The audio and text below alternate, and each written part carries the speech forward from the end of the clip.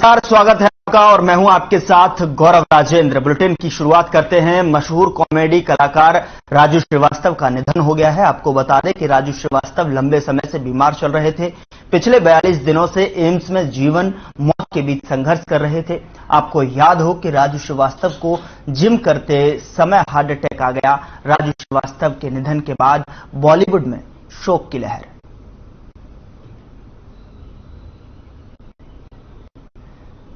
59 साल की उम्र में राजू श्रीवास्तव ने आखिरी सांस ली। बता दें कि लंबे समय से बीमार चल रहे थे और साथ ही साथ एम्स में उनका इलाज चल रहा था और 42 दिनों से एम्स में भर्ती थे राजू श्रीवास्तव। और इस खबर से उनके फैंस के साथ साथ पूरे बॉलीवुड जगत से लेकर राजनीतिक गलियारों में शोक की लहर है। 42 दिनों से एम्स में भर्ती थे राजू श्रीवास्तव। मशहूर कलाकार राजू श्रीवास्तव का निधन हो गया और जैसे ही ये खबर सामने आई तो उनके फैंस के साथ साथ बॉलीवुड जगत से लेकर राजनीतिक गलियारों में भी यहां शोक की लहर दौड़ पड़ी। बता दें कि जिम करते समय हार्ट अटैक आया था उनको।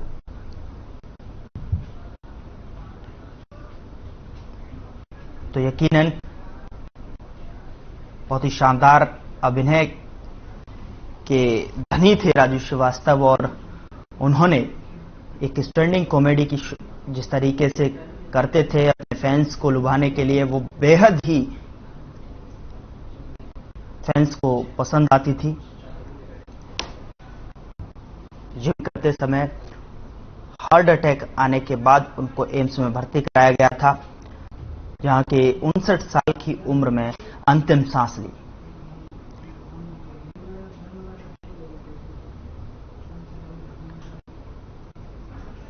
इससे पहले भी राजू श्रीवास्तव को कार्डियक अरेस्ट आ चुका है था, जो कि उसके बाद जिम करते समय राजू श्रीवास्तव को हार्ट अटैक आया। उसके बाद उनको एम्स ले जाया गया, जहां पर उनका इलाज चल रहा था। अगली खबर का रुख करते हैं। प्रदेश सरकार नागरिक अस्पतालों में बेहतर स्वास्थ्य सुविधाएं देने के दावे कर रही है, लेकिन हकीकत कुछ और है। जींद के सरकारी अस्पताल की हालत यह है कि इस अस्पताल में मरीजों के लिए पर्याप्त दवाएं तक नहीं है और ना ही डॉक्टर मरीजों को अस्पताल से बाहर से दवा लेनी पड़ती है। पर्याप्त एंटीबायोटिक दवाएं नहीं है। मरीजों ने बताया कि पिछले 15 दिनों से दवाइयां नहीं है, जिससे मरीजों को भारी परेशानी का सामना करना पड़ रहा है। सिविल अस्पताल यानी सूत्रों की माने तो 250 प्रकार की दवाइयां मरीजों को निःशुल्क मिलती हैं, लेकिन काफी दिनों से अस्पताल में 123 प्रकार की दवाइयां भी नहीं मिल पा रही हैं। यह सभी दवाइयां सरकारी अस्पताल में फ्री में मिलती हैं, लेकिन अब मरीजों को बाहर से खरीदने पर 100 से 200 रुपए तक देने पड़ रहे हैं। सिविल अस्पताल में पहले स्वीकृत पोस्ट के आधे डॉक्टर नहीं हैं।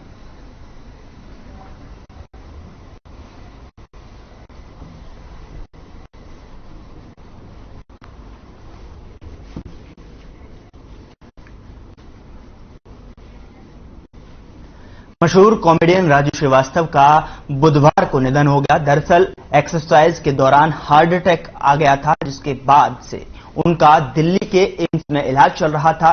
पहले डॉक्टरों ने बताया था कि स्वास्थ्य ठीक है, जिसके बाद आज उनका निधन हो गया। वहीं उनके निधन पर रक्षा मंत्री राजनाथ सिंह, गृह मंत्री अमित शाह समेत तमाम बड़े नेताओं और फिल्मी जगत की हस्तियों ने निधन पर शोक जताया है।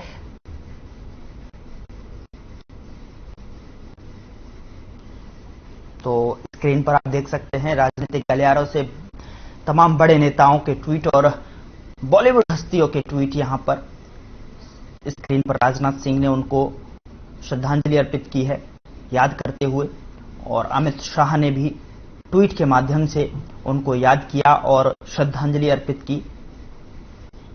मनोहर लाल सीएम का ये ट्वीट आपके सामने स्क्रीन पर, उन्होंने भी ट्वीट के माध्यम से उनको श्रद्धांजलि अर्पित की।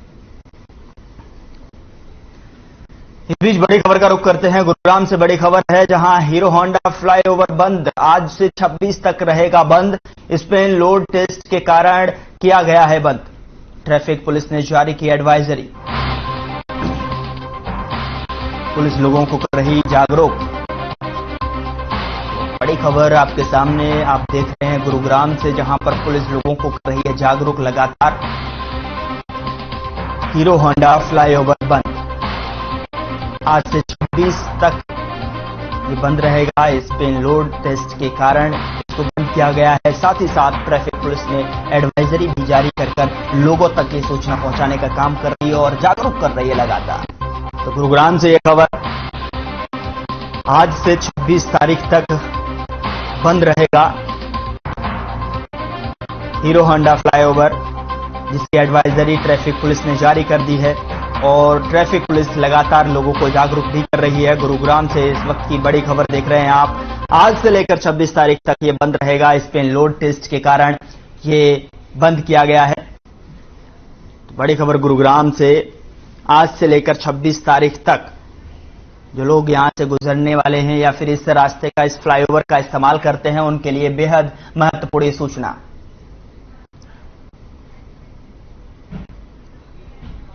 अगली बड़ी खबर का रुख करते हैं। रेवाड़ी से बड़ी खबर है, जहां पर आरटीओ विभाग की फिर बड़ी कार्रवाई देखने को मिली है। 31 निजी कारों को यहां पर सीज किया गया है। अवैध रूप से ढोते हैं सवारी, बस अड्डे के सामने से पकड़ी कारें।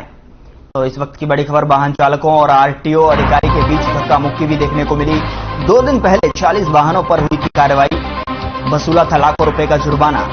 तो बड़ी खबर, निजी वाहनों पर यह कार्रवाई हुई है।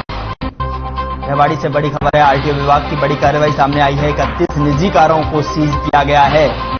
तो अवैध रूप से ये सवारी ढोने का काम करते थे।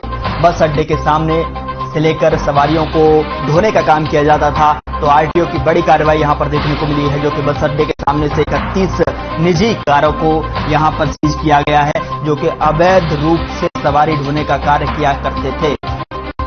बस अड्डे के सामने से ये कारें पकड़ी हैं। 2 दिन पहले भी 40 वाहनों को यहां पर चालान किया गया था और उससे पहले भी लाखों रुपए के चालान काटे थे। और धक्का मुक्की वाहनों के मालिक और यहां पर अधिकारियों के बीच में ये देख सकते हैं किस तरीके से नोकझोंक होती हुई। आरटीओ विभाग की बड़ी कार्रवाई देखने को मिली है। रेवाड़ी से बड़ी खबर आपके सामने टेलीविजन स्क्रीन पर आप देख पा रहे हैं कि किस तरीके से बस स्टैंड के सामने से निजी कारों को सीज किया गया है। तकरीबन 31 संख्या बताई जा रही है।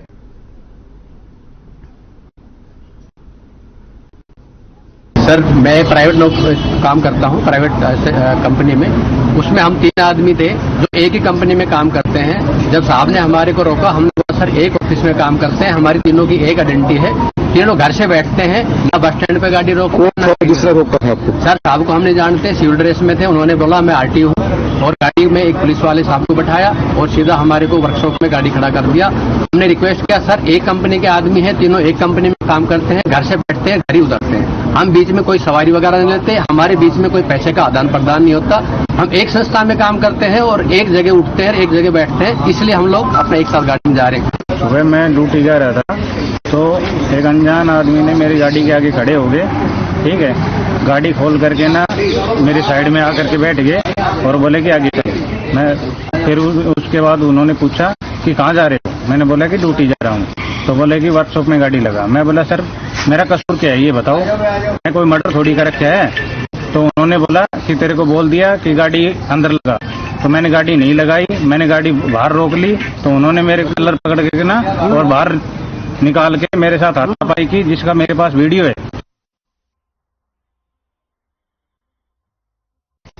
आगे बढ़ते हैं। हरियाणा के गृह मंत्री अनिल विज ने कई मामलों को लेकर मीडिया से बातचीत की। इस दौरान उन्होंने पंजाब के पूर्व मुख्यमंत्री कैप्टन अमरिंदर सिंह के बीजेपी में शामिल होने पर प्रतिक्रिया देते हुए कहा कि बीजेपी को इससे पंजाब में मजबूती मिलेगी। वहीं कांग्रेस के राष्ट्रीय अध्यक्ष पद के चुनाव के लिए कांग्रेस पदाधिकारियों के लड़ने के सवाल पर गृह मंत्री अनिल विज ने कहा कि कांग्रेस का कुछ पता नहीं है, यह आज कल या परसों क्या करते हैं, वो तो अब इनकी खबरें भी नहीं पढ़ते।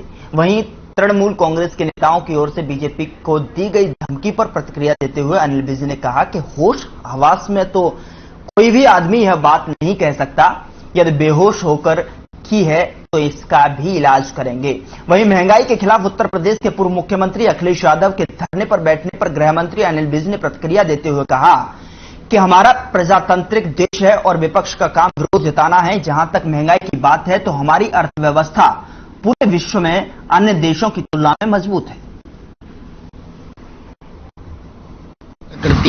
मिलेगी पंजाब में नहीं, बहुत मजबूती मिलेगी। जहां तक महंगाई की बात है, आप सारे विश्व के तुलनात्मक कर देंगे कि हमारी इकोनॉमी कितनी मजबूत है और बड़े बड़े साम्राज्यों की पहुंच जाती है। मिलेगी पंजाब में नहीं, बहुत मजबूती मिलेगी। उससे अमरिंदर सिंह जी के आने से बहुत उसका फायदा होगा और पार्टी पंजाब में बहुत मजबूत होगी, बहुत फायदा होगा इससे। कांग्रेस का कुछ नहीं पता, ये आज क्या कहती है, कल क्या करती है, परसों क्या होता है, इनका कुछ नहीं कह सकते। मैं तो इनकी खबरें नहीं पढ़ता। इस बीच बड़ी खबर का रुख करते हैं। बड़ी खबर रेवाड़ी से मिल रही है, जहां पर दो सगे भाइयों ने जहर खाया है। तो इस बीच बड़ी खबर रेवाड़ी से, दो सगे भाइयों ने जहर खाने की खबर है। बेटों की मौत से आहत पिता ने लगाई फांसी, पिता और छोटे बेटे की मौत। बड़े बेटे का इलाज लगातार जारी है। पुलिस ने दोनों शवों को पोस्टमार्टम के लिए भेज दिया है। रेवाड़ी से इस बीच बड़ी खबर आप देख रहे हैं, दो सगे भाइयों ने जहर खाया, बेटों की मौत से आहत पिता ने फांसी लगाई, पिता और छोटे बेटे की मौत। तो बड़े बेटे का इलाज जारी है, जिसमें कि पुलिस ने दोनों शवों को पोस्टमार्टम के लिए भेज दिया है। तो बड़ी खबर आपके सामने टेलीविजन स्क्रीन पर रेवाड़ी से, जहां पर दो सगे भाइयों ने जहर खाकर जान देने की कोशिश की, जिसमें से कि एक भाई का इलाज अभी भी जारी है। लेकिन यहां पर दोनों भाइयों के जहर खाने से आहत पिता ने भी खुदकुशी की, जिसमें कि पिता और छोटे बेटे की मौत हो गई।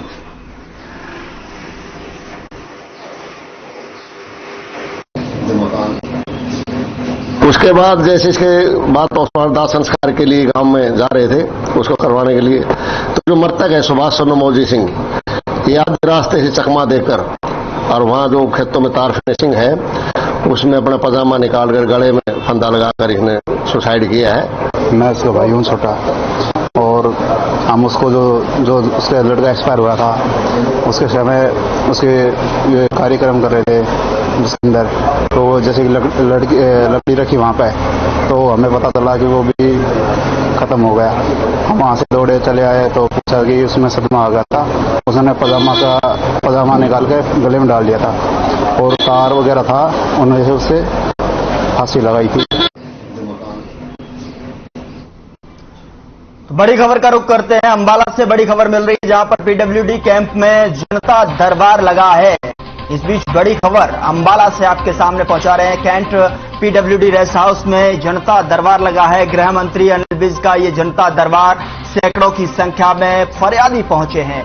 समाधान के लिए अधिकारियों को निर्देश देंगे सभी विभागों के अधिकारी मौजूद। तो जिस तरीके से लगातार अनिल विज का जनता दरबार लगता आया है, जिसमें कि फरियादी अपनी फरियाद लेकर पहुंचते हैं, और वहां पर देखने को हमें यह भी मिलता है कि अनिल विज जो है एक्शन मोड पे भी दिखाई देते हैं और तमाम जो समस्याएं हैं उनका निस्तारण करते हुए संबंधित अधिकारियों को दिशा निर्देश देते हुए भी दिखाई देते हैं। तो अंबाला से इस बीच बड़ी खबर है, गृह मंत्री अनिल विज का जनता दरबार लगा है। सैकड़ों की संख्या में फरियादी पहुंचे हैं और समाधान के लिए अधिकारियों को यहां पर यकीनन निर्देश भी देंगे। तो बड़ी खबर अंबाला से, जहां पर पीडब्ल्यूडी कैंट रेस्ट हाउस में ये दरबार लगा है, गृह मंत्री अनिल विज का ये जनता दरबार। सैकड़ों की संख्या में फरियादी अपनी फरियाद लेकर यहां पर पहुंच रहे हैं, समस्याएं लेकर पहुंच रहे हैं, जिनका समाधान की उम्मीद गृह मंत्री अनिल विज से लगातार जो है जनता लगाती आई है, और जिससे कि वो जनता की उम्मीदों पर खरे भी उतरते हैं। इस तरीके के जनता दरबार लगाकर जो है लोगों की समस्याओं को निदान करते हैं, समस्याओं का समाधान करते हैं, और जो समस्याएं होती हैं उनके संबंधित अधिकारियों को उनको दिशा निर्देश भी देते हैं और मौके पर भी तमाम समस्याओं का समाधान भी करते हुए नजर आते हैं। तो अंबाला से इस बीच बड़ी खबर आपके सामने, सैकड़ों की संख्या में फरियादी यहां पर पहुंचे हैं। ये कैंट पीडब्ल्यूडी रेस्ट हाउस में जनता दरबार लगा है।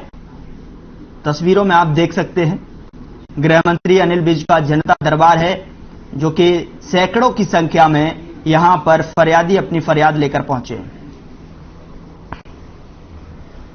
अगली बड़ी खबर का रुख करते हैं। बाबा बलजीत सिंह दादूवाला ने की सीएम से मुलाकात। हरियाणा सिख गुरुद्वारा कमेटी के अध्यक्ष है दादूवाला। शिष्टमंडल के साथ ये बाबा ने सीएम के साथ ये मुलाकात की है। तो बड़ी खबर आपके सामने, सीएम से मुलाकात की गई। हरियाणा सिख गुरुद्वारा कमेटी के अध्यक्ष है दादूवाला। शिष्टमंडल के साथ बाबा ने सीएम का किया अभिनंदन। बड़ी खबर आपके सामने, बाबा बलजीत सिंह दादूवाला ने की सीएम से मुलाकात। हरियाणा सिख गुरुद्वारा कमेटी के अध्यक्ष हैं दादूवाला। शिष्टमंडल के साथ बाबा ने सीएम का अभिनंदन किया।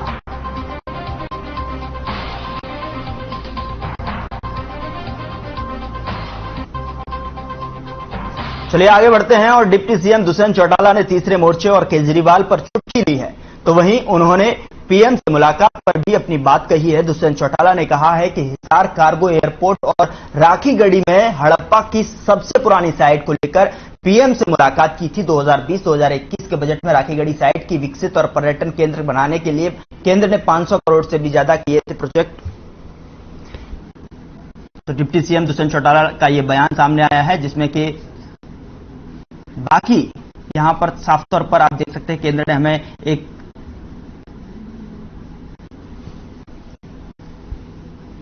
तो डिप्टी सीएम दुष्यंत चौटाला का बयान। केंद्र सरकार से हमें पत्र मिला है कि 1,60,000 मैट्रिक टन बाजरा हम खरीद पाएंगे।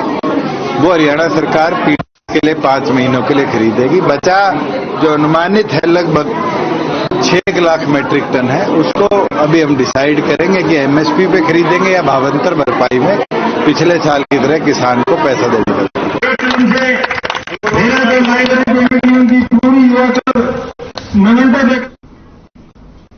चलिए अगली खबर का रुख करते हैं। डिप्टी सीएम दुष्यंत चौटाला झज्जर पहुंचे और 25 सितंबर को ताऊ देवीलाल के जन्मदिवस पर होने वाले कार्यक्रम को लेकर कार्यकर्ता और लोगों को न्योता दिया। इसी के साथ उन्होंने कई मुद्दों पर अपनी बात रखी। दुष्यंत चौटाला ने एक तरफ जहां चंडीगढ़ यूनिवर्सिटी में एमएमएस कांड को निंदनीय बताया, तो वहीं दूसरी तरफ कांग्रेस की भारत जोड़ो यात्रा पर भी निशाना साधा।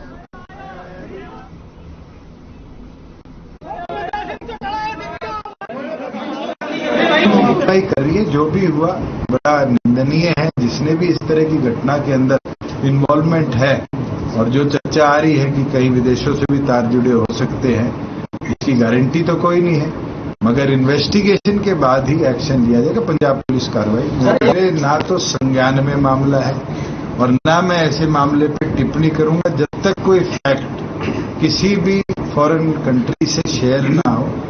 कौन व्यक्ति किस प्लेन में कब आया, मुझे लगता है गवर्नमेंट ऑफ इंडिया इस पे ध्यान दे। पंजाब यात्राएं तो जरूरी है और पैदल यात्रा तो मुझे लगता है बड़ा महत्व लेकर आती है, मगर कितने दिन करेंगे, कितने लंबी करेंगे, ये तो समय बताएगा। डॉक्टर अजय सिंह चौटाला ने 650 किलोमीटर 30 दिन में करी थी और हरियाणा में एक बड़ा बदलाव आया। तो अभी कहना उनकी यात्रा के ऊपर बहुत जल्दी है, क्योंकि तो अभी तो कांग्रेस के अध्यक्ष पद के चुनाव है। क्या पता यात्रा बीच में अध्यक्ष पद के लिए छोड़ दी।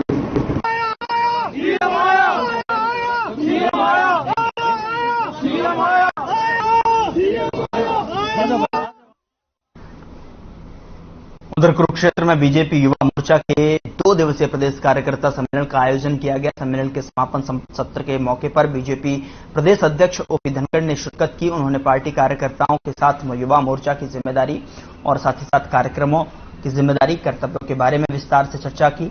इस मौके पर उन्होंने संबंधित यहां पर नियमों के साथ में संबंधित भाषण भी संबोधित किया और बीजेपी में सीखते और सीखकर करते हैं, आगे काम बढ़ते हैं, वही सीखकर भी नहीं करते तो वे स्थानीय स्तर पर ही रह जाते हैं।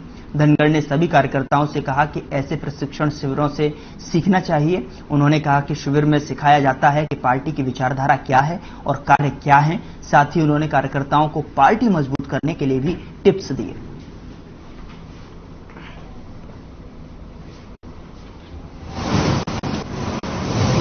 इसमें खास बात है जो सीखते हैं और करते हैं वो सब बीजेपी में आगे बढ़ते हैं।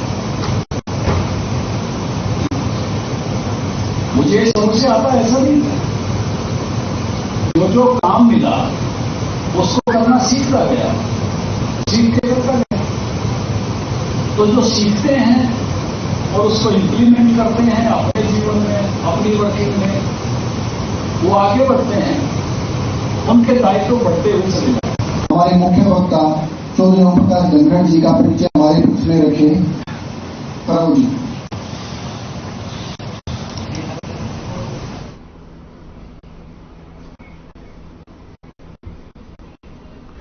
कार्यकर्ताओं को यहाँ पर टिप्स भी दिए, साथ ही साथ बीजेपी युवा मोर्चा कार्यकर्ता सम्मेलन में यहाँ पर शिरकत की। साथ ही समापन सम्मेलन में पहुंचे ओपी धनखड़, उन्होंने साफ तौर पर कहा कि जो है कार्यकर्ता या जो कह सकते हैं कि जो संगठन है उसकी बैठकों में और जिस तरीके से कार्यकर्ता सम्मेलन होते हैं वहां पर पहुंचते रहना चाहिए कार्यकर्ता को। उन्होंने साफ तौर पर ये भी टिप्स दिए कि जिस तरीके से सीखते रहने की जिज्ञासा अपने मन में होनी चाहिए, उसके बाद ही और सीखते हुए आप आगे बढ़ते रहिए और वही आगे बढ़ सकता है जो सीखने की जिज्ञासा अपने मन के भीतर रखता है।